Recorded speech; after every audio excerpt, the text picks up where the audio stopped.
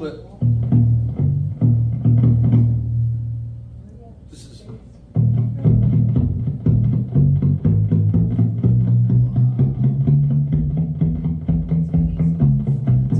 You'll see me playing this at the New Orleans Cigar Box Guitar Festival behind Petra and her band. Unfortunately, she just passed away last week, so God bless you, Petra. But I'm trying to say that they would have a one-string diddly bow. I didn't have one available, so I used the 3-string, and they would just take one and play the slide like that. Okay, so let's move on with cigar box guitars. Now, what was happening back in the old days? Pretty much most of the blues artists, like Papa Charlie Jackson. Charlie Jackson played the banjo. Banjo was a big instrument because the banjo. I forgot to. I'll show you.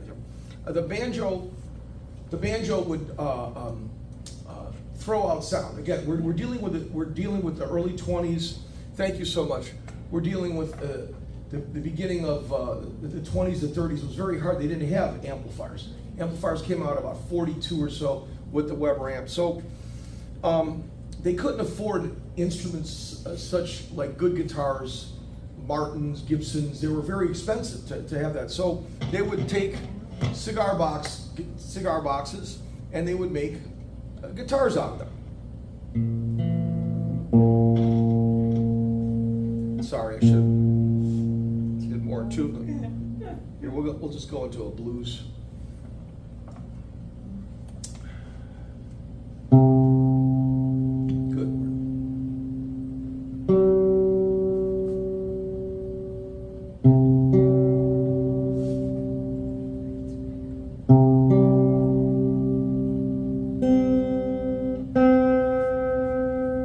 Cigar box guitars now are very popular.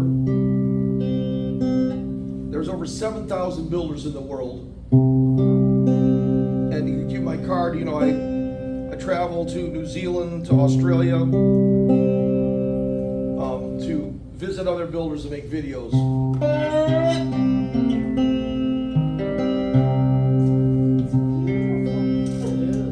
Oh yeah, this is one of the first ones I made. This is really going through a lot. This is actually the third box now, because they kept wearing. So here we go.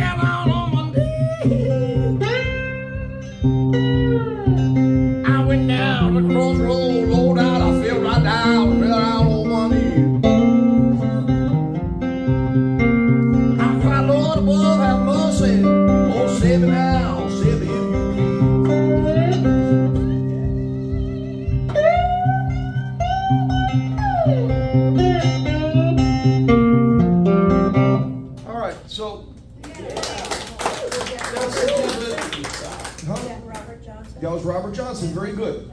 You're right. That was Robert Johnson. So what happened? And it's interesting on the slide tones. Mississippi, Fred McDowell, Robert Johnson, Bucka White. A lot of the country blues guys would use the slide technique to use it with their voice, like. I went down to the crossroad and I tried to find the right. You know, so also it's great for my online people out there looking for the lessons. It helps you build your voice up, because all of a sudden, with you especially with this fretting, you can come up with different. You can take your voice and just bend in and out. And bend, okay. Down in my soul, I'll be alright.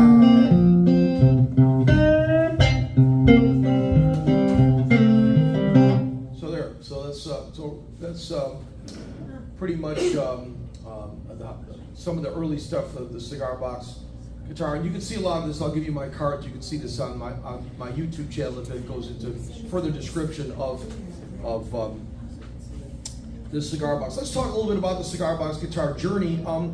It wasn't until I went to Cuba in 2016. Actually, I was on a visa to teach. I went to the radio station there in Havana and did a whole thing on cigar box guitars. And I'm going to show you what I found here. It's very interesting.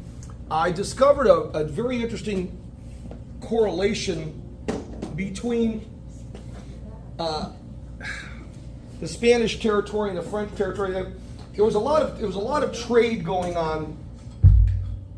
A lot of trade going on between Havana and New Orleans. And in 2016, I found out about an instrument down there. It's called a tre. It's either T-R-E-S. You call it a tres or a tre. Some depending on. ¿Habla español? Well, okay, just in case there's somebody from Cuba that they'll, you know. So I'm really sorry about this tuning bit.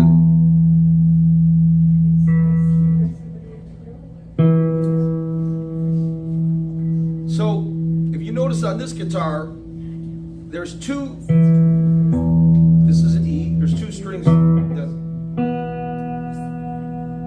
this is in B. Now, the way Cubans tune it is a little different. They tune it E, A, D.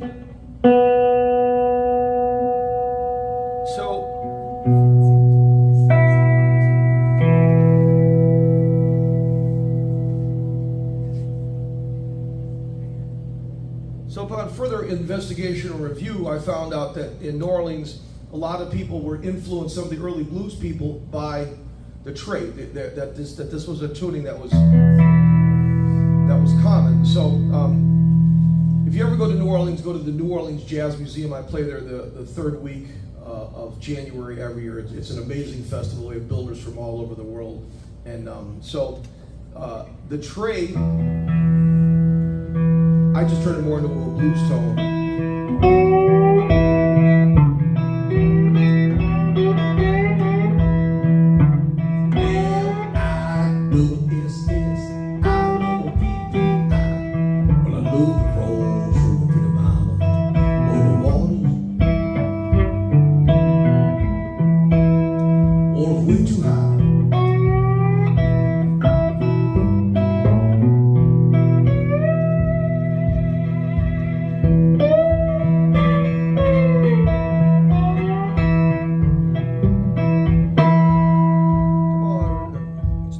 Today.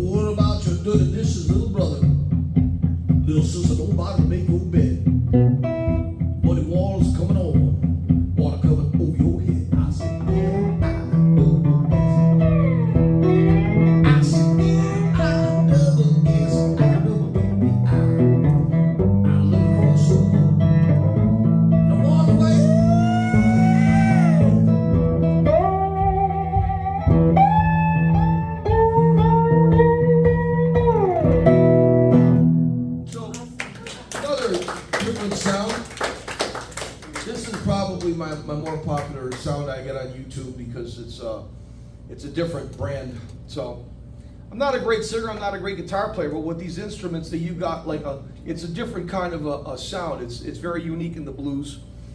So, all right, so let's go on to, let's get out of the cigar box.